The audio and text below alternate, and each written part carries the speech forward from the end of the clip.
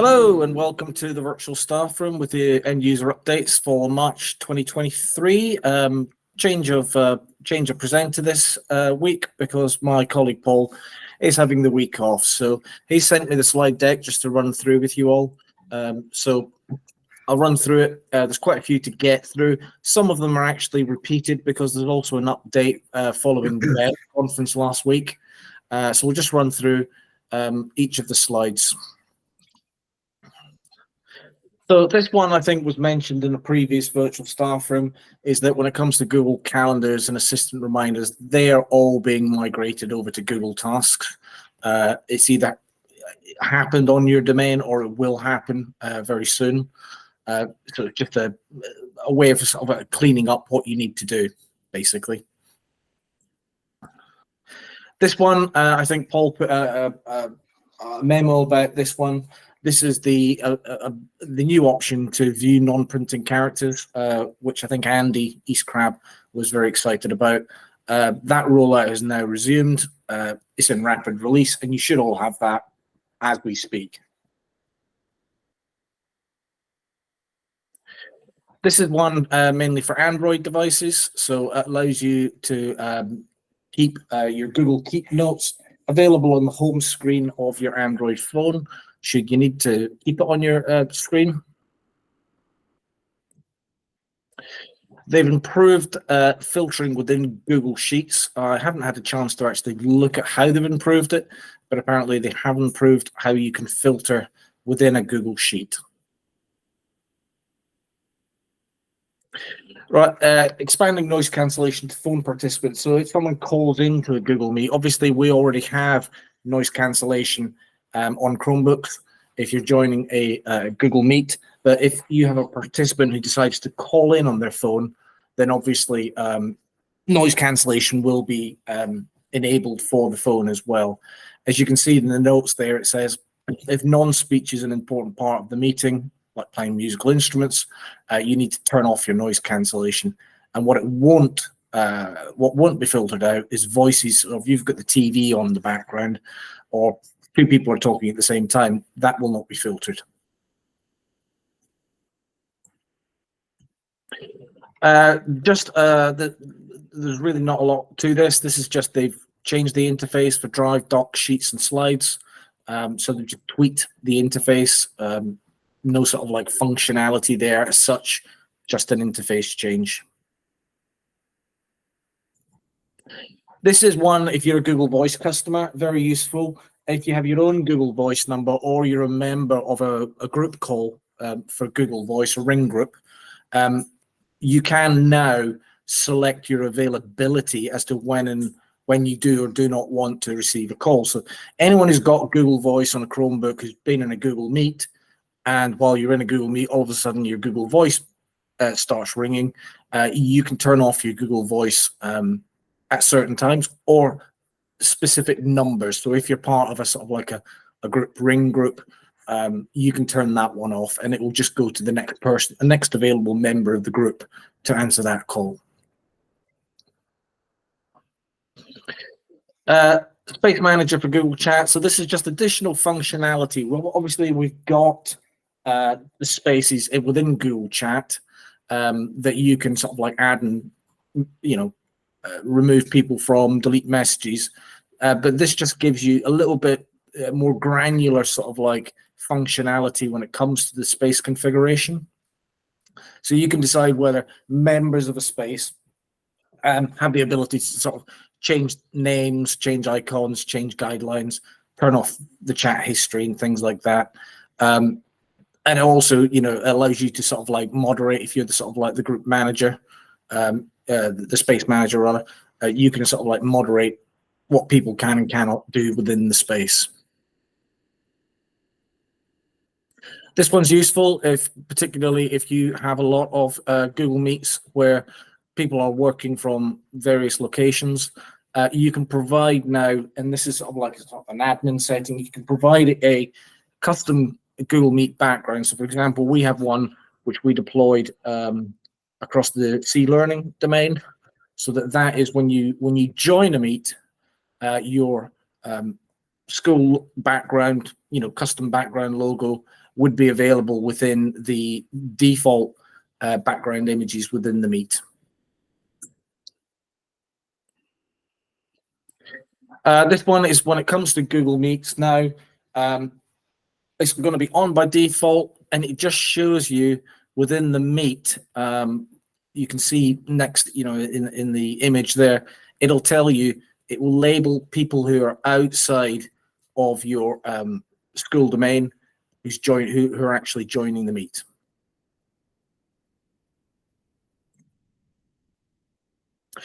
This is to do with annotation of PDFs in the Google Drive app on Android phones. So you can use, within Google Drive, you can open up a PDF on your Android phone, and you can actually annotate that PDF using either a stylus or your finger, and then save it. So really useful, if you're on the go and you need to make a note to a PDF that someone's sent you in Drive, you can do that. This one's quite interesting. This is using the Smart Canvas features in Sheets and Docs. You can now sort of like, if you put into, say, Google Classroom, a shared document with something that you need students to do, you can actually put the stopwatch feature within that doc. So it gives them a certain amount of time to do what the teacher has said. And that's just using, if you've used the Smart Canvas features, that's just using the at stopwatch, and then it will pull it into the doc for you. This is just content organization within Google Docs. Table of contents. For some reason, this is not pulled. Paul hasn't either shared that with me or something, but it just gives you improved content organization within your table of contents.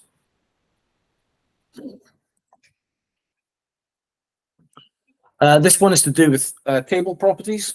So it gives you more granular control again of the formatting of tables within your doc. So you can actually sort of like you'll have different sort of like, as you can see in the image there, you've got sort of like vertical cell alignment, horizontal cell alignment, cell padding, this kind of thing. So it's basically just allowing you to control your tables in a better way. This is standard in Education Plus. Obviously, we've spoken about client-side encryption in a previous virtual staff room. Requires admin setup, obviously, but now this allows you to directly within a Google Doc to either add client-side encryption or to remove it. And that is within the, if you do copy doc and it says there, add additional encryption.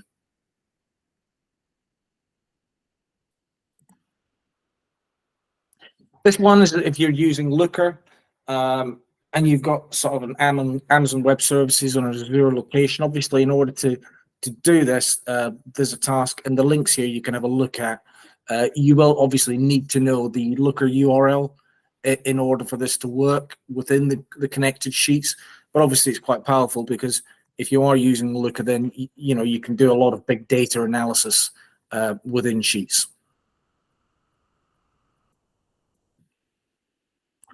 Right, so this is, I think Paul added this to the slide deck probably on Friday before he went off for a week.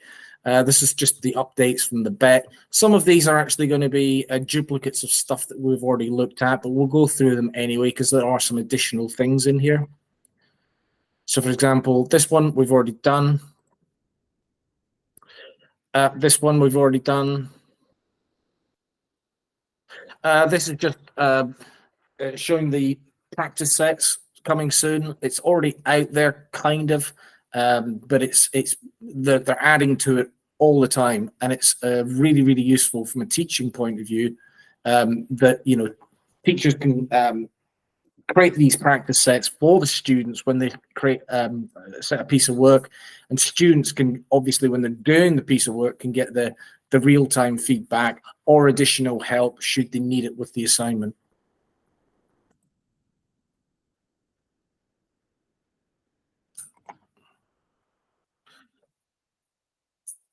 Okay, so this one is Chromebook specifically, allowing you to record and share screencasts on Chromebooks. You can record it, trim it, share it, transcribe it. I'm quite sure Screencastify aren't very happy about this, but there we go.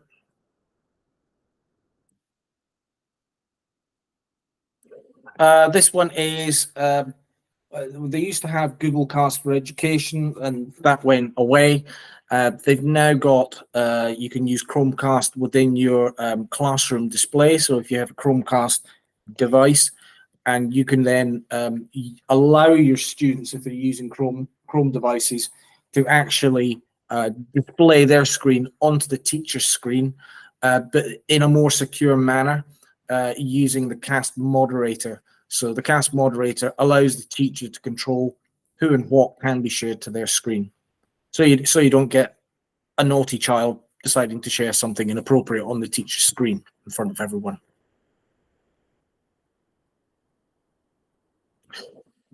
This one's really useful. This is if you do sort of like a lot of repetitive tasks, as it says there, lesson plans, curriculum guides, newsletters, you can create what they call building blocks.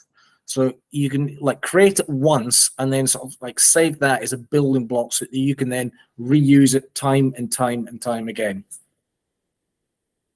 As you can see here, it's coming soon.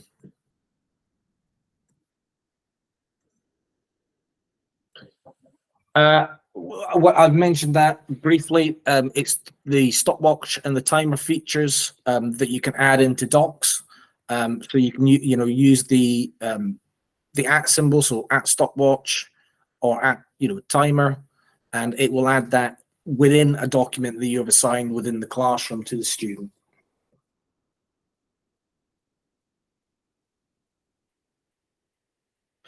Voting chips, again, this is using the Smart Canvas functionality.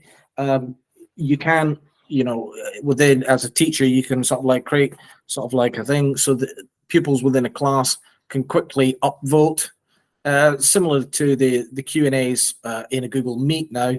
You can now do it within Docs so that you get direct feedbacks to say, yes, that would be more useful for me, or this one would be more useful for me.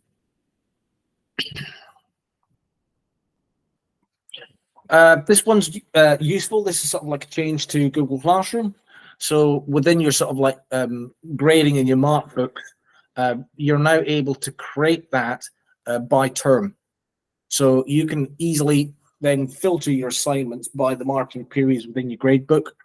So that, if you're exporting them to, say, for example, management information system, you can just look at, say, the spring term or just look at the summer term marks.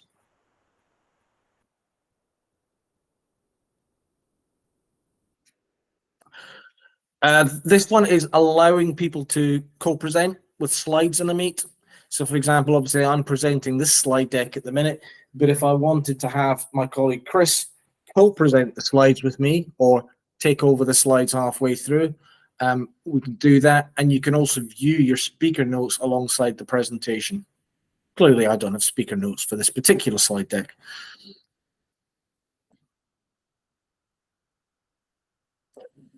This is for people who are invited to a Meet but cannot attend. Then you have the ability to add closed captions to make them accessible to people who weren't actually joining the Meet live. And you can see there, it's available in English, French, German, Portuguese, Spanish, Mexican Spanish, and Spanish. More languages coming later. So that would be useful if you're, if you deal internationally, so that those closed captions can actually be put into multiple languages.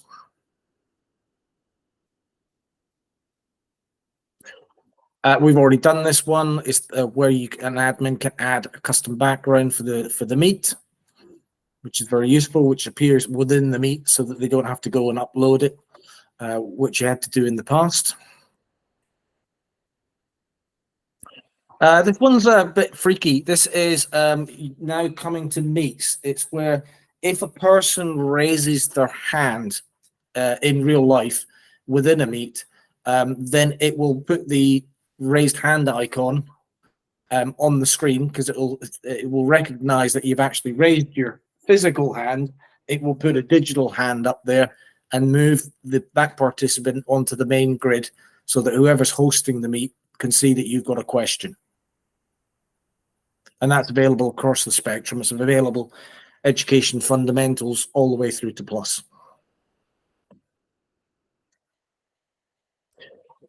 This is to do improve comprehension with reading mode. So obviously you can see here in the little clip, what it's going to do is it's going to put an overlay into the reading. I can see this being very helpful, particularly for students with dyslexia and things like that, where they might want to have it in a different sort of like, we already have that sort of like within the accessibility options within Chrome, but this is just additional functionality to aid comprehension in reading.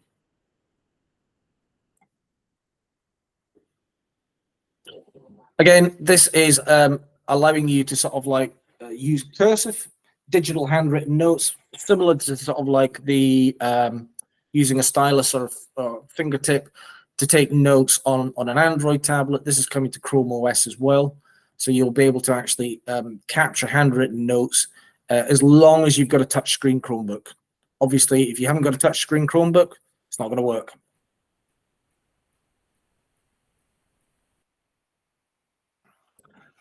Again, sketch and draw with Canvas on Chrome OS. You know, if you're using Canvas, you know, it's an additional service, but now you'd be able to actually draw and save it to Google Drive.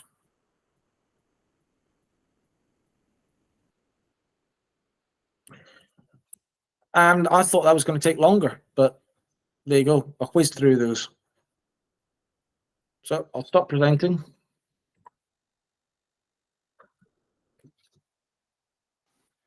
It's all next time you'll have Paul back, so don't worry about that. Thanks, James. Lots to get through there. Yeah, that just on a couple of things I like there. I like the smart chips moving across to things like docs and whatnot. I think that voting's got a good potential. Certainly something that, like you say, you're already getting it in a Google Meet with a Q&A. That's a pretty decent feature. I actually, Dave, had a chance to test out practice sets for the first time properly as a student. I don't know whether you were able to get to the sort of interactive experience at the Bet Show, Google's interactive experience, or whether you just ran out of time like a lot of people. I didn't go up there as a punter really, but I was there for the Google Communities meetup was in that space, so I spent a little bit of time up there then. Yeah, practice sets looks cool. I'm intrigued as to how easy the content is to create for teachers. You know, and my concern there is always around, you know, are we actually making things better or saving time for teachers? Well, yeah, I like that immediate feedback element for the learners. And if you're already using Chromebooks, then I can see that being good. For us, where we're not one-to-one, I'm not convinced that it's going to be as groundbreaking just yet. So I'm certainly watching that space with interest, but I don't know what's coming from that yet. Let me just stop the recording.